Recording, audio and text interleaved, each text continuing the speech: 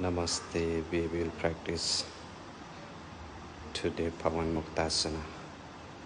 Ekapada Pawanmuktasana. Lay down, then bend your knees, then put your forehead to the knees and relax.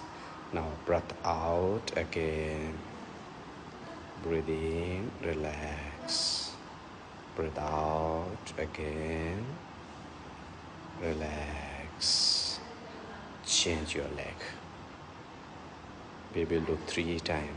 Now, bend your knees and exhale. Lift your forehead. Inhale, relax. Again, exhale. Inhale, relax. Last time, exhale and relax. Now, Dvipada. Bend your both legs. Then put your knees. Breathe out, breathe in, breathe out, put your forehead to the knees, breathe in, again breathe out, and breathe out, relax. Now relax for a while.